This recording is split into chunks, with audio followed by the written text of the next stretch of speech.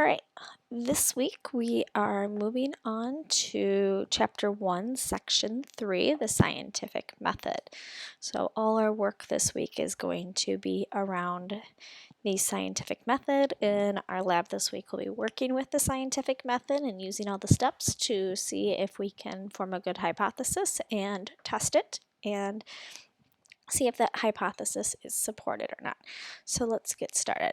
So first off, in the real world, the scientific method doesn't always use a rigid set of steps. We're going to go through them this week in order 1 through 6, but know that in the real world, sometimes we have to jump around and do things differently so that we can get results, because we can't always follow exactly the right order. However, whether you're doing it in the order that we go through today or in a different order, you must be organized. This is why we set up our lab notebooks before we get into lab. This is why we have our data tables with our headings. We have units on our numbers. We have to be organized because if we go back and look at our data or our results, 2, 3, 7 years later, we need to be able to decipher what we did and why we did it. Okay?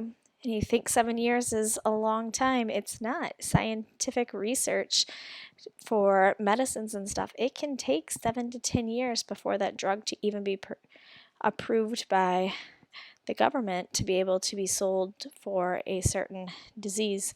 So they have to show all this different research and they have to keep it all organized over the course of that time. So here are our 6 steps that we will go into more detail as we go through the slides. Okay, but first, guess state the problem. Then we research and gather information. After that, we form a hypothesis, and then we will test it.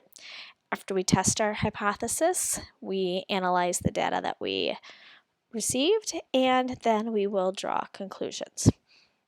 So when we are stating problems, there are certain questions that scientists ask to start this whole process going.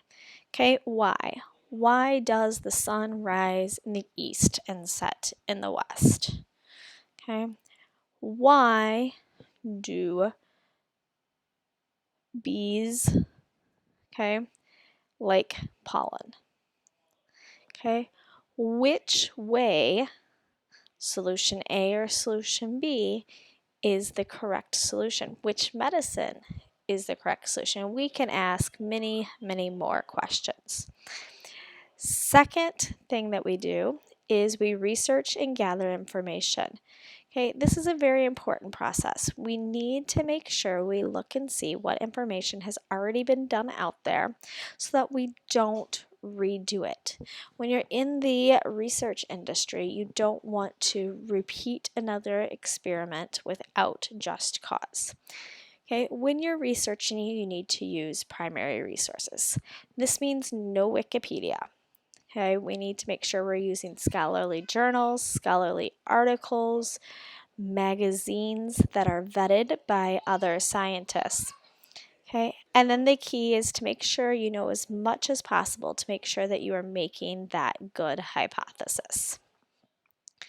Okay, which leads us to forming a hypothesis. Couple of different things that a hypothesis needs to be able to be a good hypothesis. First, it must be a testable statement. Okay, we have to be able to run a test to show that yes, it happens, or no, it doesn't. It must be specific. Okay, there has to be a yes or no, did it happen? Not, well, maybe, kind of, sort of. It needs to be yes, our hypothesis was right, no, it's not. Okay, it must be able to be tested for wrongness.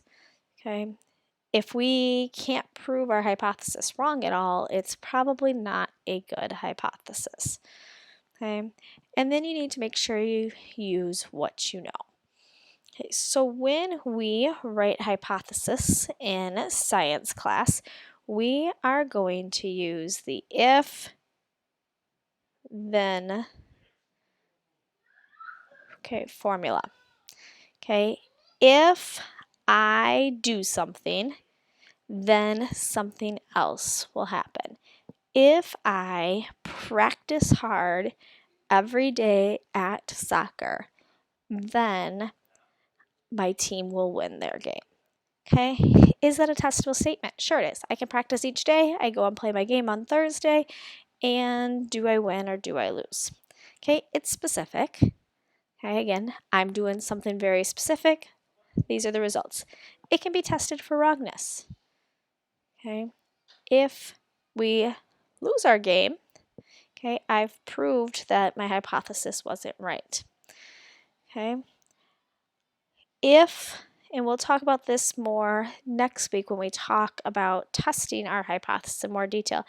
If independent variable, then dependent variable. If I heat up water, then the temperature will rise. Okay. Testing hypothesis. We're not going to go into much detail about this week because we are going to spend all next week just on this one aspect of the scientific method, but know that we use observations, we use modeling, and we use experimentation. Okay. Which once we collect our data, we have to analyze the data, and that's when we organize our observations into charts and graphs that we can see trends. Key here is that you must include all results, even if they're not what you expected, because we need to make sure we reduce this thing called bias. And again, next week we'll go into what bias is a little bit more, but know that that's when what you want to happen influences how you view the results. Okay, analyzing data, we will a lot of times analyze our data through a series of questions and graphs. Finally, last step of the scientific method is drawing conclusions. Here we are deciding whether our hypothesis was supported or not. Okay, if that hypothesis was proved correct, you're not done. You have to retest many more times before that hypothesis is considered valid. And if your hypothesis was not supported when you get to your conclusion, then we look at revising the hypothesis, we look at rerunning the experiment. Maybe we need to tweak something on the experiment or something, but we need to do something to revise the process to see if we can come to a proven hypothesis. Okay? The big thing here is experiments are never wrong. Okay, we don't have wrong experiments. They tell us what they tell us, and we learn from them. Okay, lots of times in the scientific world, experiments aren't right, but they do lead us down paths that might help us learn about something else. One big experiment is Teflon. Okay, when research was being done that led to the discovery of Teflon, that wasn't their key thing. They were trying to prove something completely different, but the discovery of Teflon came about because of it. So it's very important that you know that experiments are never wrong. They tell us what they tell us, and we learn from those. Okay, a little video for you guys to watch to put it all together. And the video is not running, so for tomorrow, make sure that you get that lab entry ticket done and get your lab notebook all set up for the lab.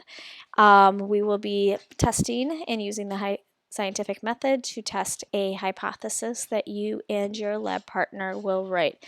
Again, lab notebook set up, lab entry ticket done. Have a good day.